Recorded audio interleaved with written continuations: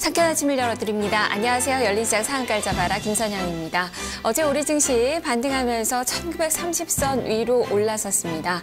글로벌 증시의 분위기도 많이 좋아진 그 모습들이 연출이 되고 있는 그 상황인데요. 그만큼 추가적인 상승에 대한 우리 증시도 기대감이 높아지고 있는 그 상황입니다. 무엇보다도 경기에 대한 그런 우려감이 조금 있긴 하지만 경기 부양에 대한 기대가 이를 상쇄하고 있고 여전히 경기에 대한 그 투자자들의 신뢰도는 강하다고 볼 수 있을 것 같습니다.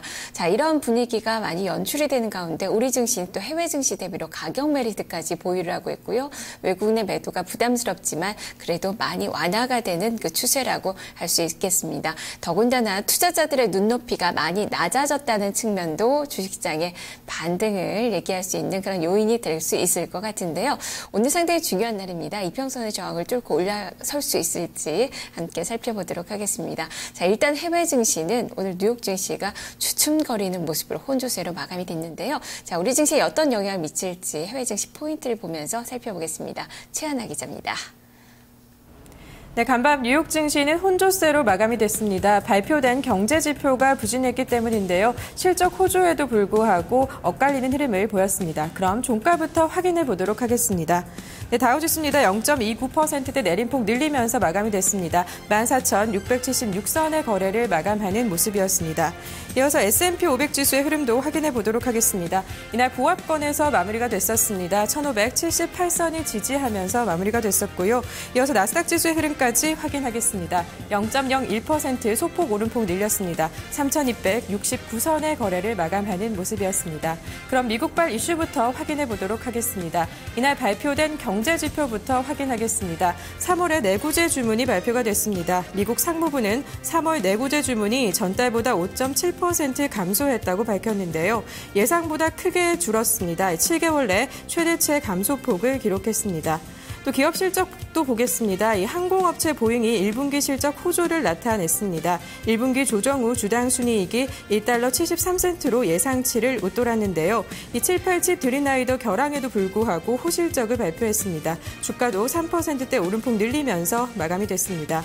또 미국의 2위 자동차 업체죠. 이 포드도 실적이 개선이 됐습니다. 1분기 특별 항목 제외한 주당 순이익이 41센트를 기록해서 전년보다 증가하는 흐름이었는데요. 이 북미 시장에서의 영업이익이 사상 최대를 기록했다라는 것이 호재로 작용이 됐습니다. 그럼 이날 하락 마감한 다우지수의 업종별 그리고 종목별 흐름을 체크해 보도록 하겠습니다. 먼저 업종별 흐름부터 보겠습니다. 업종별로는 혼조 양상이 뚜렷했습니다. 이 금융주가 소폭 올랐고요. 기초소재주와 기술주도 0.6%대 오름폭을 늘린 반면에 낙폭을 크게 기록한 업종이 있습니다. 이 필수 소비주와 이 통신주의 흐름 2%대 넘게 낙폭을 늘리면서 부진하게 마무리가 됐었는데요. 이 종목별 흐름도 확인해 보도록 하겠습니다. 네, 먼저 상승 종목부터 보겠습니다. 마이크로소프트의 흐름 좋습니다. 호실적을 발표한 이후에 연일 강세를 보이고 있는데요. 이날도 3.7%대 오름폭 늘리면서 마무리가 됐습니다. 이어서 부진했던 종목도 확인해 보도록 하겠습니다.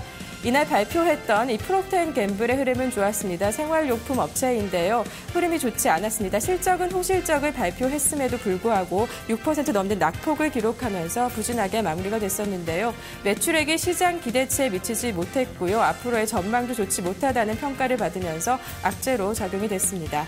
네, 이렇게 뉴욕 증시가 엇갈리면서 마무리가 됐었고요. 이어서 유럽 증시로 넘어가 보도록 하겠습니다. 앞서 마감했던 유럽 증시는 일제히 상승하면서 마감이 됐습니다.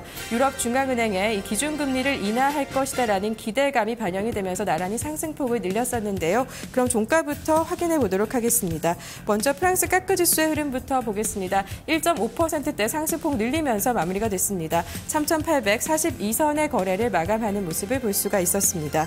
이어서 독일의 닥스 지수의 흐름도 보겠습니다. 1.32%대 오름폭 늘리면서 역시 상승하면서 마감이 됐습니다. 7,769선의 거래를 마감했습니다. 마지막으로 영국의 푸츠백 지수의 흐름까지 확인하겠습니다. 0.4%대 오름폭 늘렸습니다. 6,431선의 거래를 마쳤습니다. 그럼 유럽발 이슈도 확인해 보도록 하겠습니다. 유럽에서 발표된 경제 지표부터 체크하겠습니다. 네, 독일의 민간연구소 이포가 발표를 했습니다. 4월에 기업 신뢰 지수가 104.4를 기록했는데요. 전달에 106.7보다 하락했습니다. 2개월 연속 하락하는 추세를 보였는데요. 이 추운 날씨로 경기 회복세가 둔화된 것이 원인이었습니다. 또 영국의 중앙은행인 영란은행이 중소기업에게 제공하는 저금리 대출을 1년 연장하겠다라는 소식이 호재로 작용이 됐습니다. 또 프랑스의 소식도 보겠습니다. 2008년 금융위기 이후에 프랑스는 부익부 빈익빈이 심화됐다라는 뉴스가 있는데요. 이 프랑스 통계청이 국민 생활상 조사를 했습니다. 이에 95%가 생활 수준이 금융위기 때문에 악화됐다라고 답변을 했습니다. 네, 그럼 상승 마감한 프랑스 까크지수부터 자세한 흐름을 살펴보도록 하겠습니다. 네, 종목별 흐름부터 체크해 보도록 하겠습니다. 이날 철강업체 흐름 전반적으로 좋았습니다. 철강업체 발루렉사의 흐름 좋았었는데요. 이날 4%대 오름폭 늘리면서 마감하는 모습이었습니다. 이어서 부진했던 종목도 체크해 보도록 하겠습니다. 어제에 이어서 호텔 업종의 아코르의 흐름 좋지 않습니다. 낙폭을 기록했는데요. 1.9%대 내림폭 늘리면서 마감하는 모습이었습니다. 이어서 독일의 닥스지수의 흐름도 확인해 보도록 하겠습니다. 역시 1%대 강하게 상승하면서 마무리가 됐었습니다. 업종별 흐름부터 보신다면 대부분의 업종이 상승하면서 마감한 것을 확인할 수가 있습니다. 금융주가 0.8%, 그리고 기술주가 2.9%, 산업 섹터도 1% 넘게 상승폭을 기록하면서 강하게 마무리가 됐었는데요. 이 종목별 등락도 체크해 보도록 하겠습니다. 네, 우편물류 업체입니다. 도이치포스트의 흐름 좋았습니다. 이날 강세를 보였었는데요. 4.5%대 오름폭 늘리면서 마무리가 됐습니다. 반면에 부진했던 종목도 같이 보도록 하겠습니다. 어제에 이어서 이 커머즈뱅크 흐름 좋지 않습니다. 연일 낙폭 기록하고 있는데요. 이날도 4% 넘는 낙폭을 기록하면서 부진한 흐름으로 마무리가 됐습니다. 이어서 영국의 푸츠백 지수의 흐름까지 확인해 보도록 하겠습니다. 가장 소폭 올랐습니다. 0.4%대 오름폭 늘리면서 마무리가 됐었는데요. 업종별 흐름 보신다면 역시 상승한 업종이 우세한 것을 확인할 수가 있습니다. 금융업종 0.4%, 기술주가 1.3%대 오름폭을 늘렸습니다. 그럼 종목별 흐름도 확인해 보도록 하겠습니다. 이날 강세를 보였던 종목입니다. 역시 철강업체인데요. 에브라즈사의 흐름 좋았습니다. 이날 4.9%대 오름폭 늘리면서 마감하는 모습이었습니다. 이 반면에 부진했던 종목도 한 가지 체크해 보도록 하겠습니다. 이 전기가스 공급 업체입니다. 이 센트리카의 흐름 좋지 않았는데요. 이날 4%대 밀리면서 마감이 됐습니다. 이렇게 유럽과 뉴욕 증시가 엇갈리면서 마감이 된 가운데 오늘 국내 시장에는 어떤 영향을 미칠지 살펴보도록 하겠습니다. 먼저 긍정적인 재료입니다. 유럽 중앙은행이 금리 인하를 할 것이다라는 기대감에 해외 증시가 오름폭을 늘렸었는데요. 이 경기 부양에 대한 기대감은 국내 시장에도 긍정적으로 반영될 전망입니다. 또 미국과 유럽에서 발표되는 기업 실적이 호조를 보이고 있는 점 역시 긍정적인 점입니다.